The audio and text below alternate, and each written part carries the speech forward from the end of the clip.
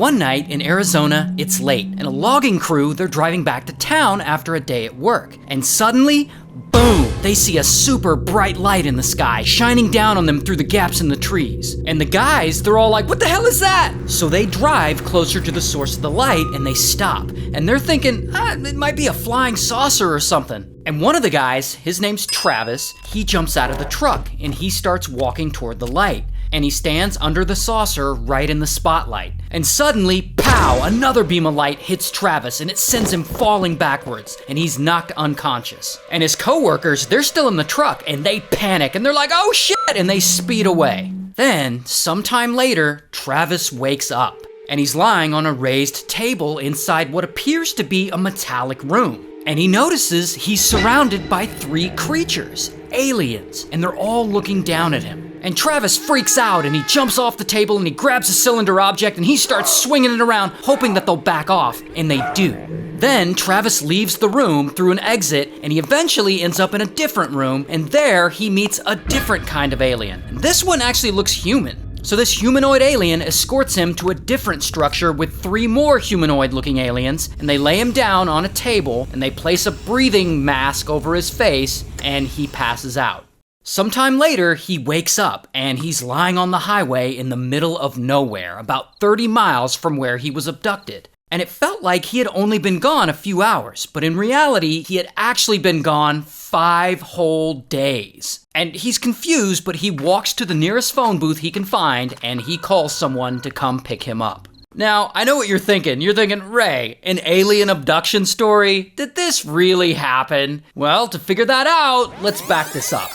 So one night in Arizona, it's late, and a logging crew, they're driving back to town after work. And suddenly, boom, they all see a super bright light through the gaps in the trees. And Travis, he gets out, and pow, a beam of light hits him and it sends him falling backwards. And his coworkers in the truck, they panic and they speed away. And about 15 minutes later, the coworkers in the truck, they're like, damn it, we shouldn't have left him. We have to go back. So they go back, and it's really dark, and they don't find anything. No Travis, no bright light in the sky, nothing. So what can they do? They alert the police. And police are like, so your friend got zapped by a bright light in the sky and now he's missing? Okay. So police go and they search the area and they don't find anything. And they start looking at these guys like they murdered Travis and are just making up this whole crazy story to cover it up. So then, police require all 6 of these coworkers to take a polygraph test, which it's now known that polygraph tests are like total pseudoscience bullshit, but this is all happening in 1975. So I guess at this time, police are still using them? So anyway, 6 of these guys take a polygraph and they're asked about whether or not they murdered Travis, and 5 of them pass the test and 1 of them actually doesn't. Then, a few days later, that's when Travis returns. He wakes up about 30 miles from where he was abducted and he walks to a payphone and he calls someone to pick him up. And from there, they take Travis to a hospital and he's fine, he's not hurt. But of course, everyone wants to know what really happened to him. Did he really get abducted by a flying saucer or something? And so Travis starts telling his story, and the media is all over this news because it's fascinating and kind of crazy. And ultimately, he ends up taking 2 polygraph tests himself, one he passes and one he fails because, again, it's total pseudoscience. Regardless, he's getting hit up by reporters, and the National Enquirer interviews him and his coworkers, and they pay them a few $1,000s each for their story, and this is actually a photo of them each holding up a check that they got. And then that story comes out, and boom, now they're all semi-famous. And Travis, he seems to be all about it. Like, he's doing interviews, he goes on TV, he's speaking at UFO conventions, and he writes a whole ass book about his experience. And eventually, that book gets turned into a movie called Fire in the Sky. And I'm not gonna lie, when I was a kid, that movie scared the shit out of me, for real. But anyway, after all that, after Travis's crazy experience in that UFO for 5 days, his story becomes the most famous alien abduction story in American history.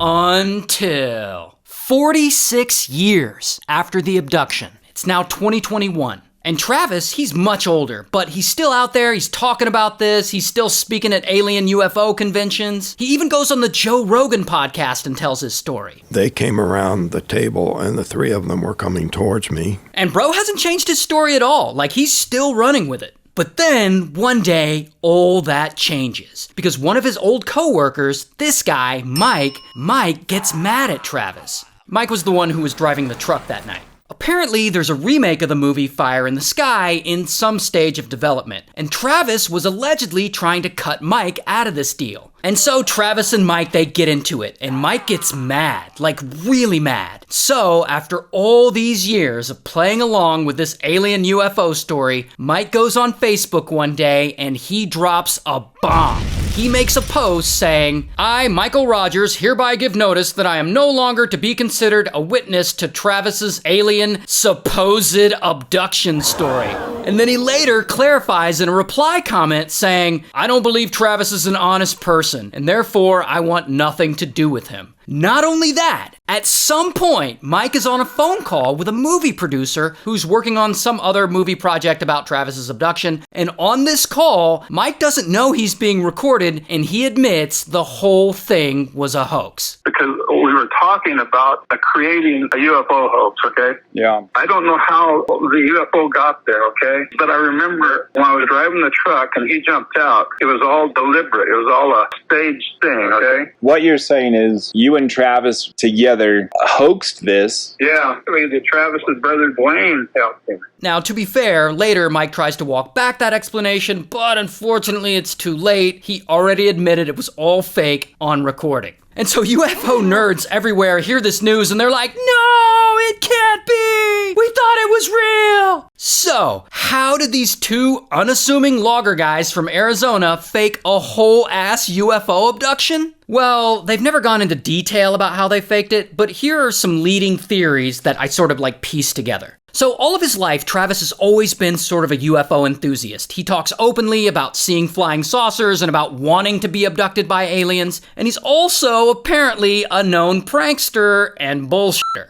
And one day, back in 1975, he and Mike, they get an idea to pull off this UFO hoax and prank everyone, including some of the other co-workers who were in the truck. They allegedly weren't in on this. And the theory is that they had someone with a spotlight sitting up in a lookout tower. And lookout towers sit above the trees and they look like this, and when it's dark, you can't really see them. And there actually just happens to be a well-known lookout tower in that area that Travis was abducted in. And so anyway, they're driving home that night and they have another friend in the lookout tower shine the spotlight down on them in the truck. And they stop the truck and Travis gets out to investigate while Mike, who's driving the truck, he pretends to freak out. And this freaks all the other co-workers out and Mike drives away. Because remember, none of the other co-workers said they saw a flying saucer specifically. They said they saw a bright light in the sky, which technically they did, likely a light in a lookout tower. And as far as the whole Travis meeting aliens part, I mean, there were no witnesses to that other than Travis himself, so that makes it easy to just make that up.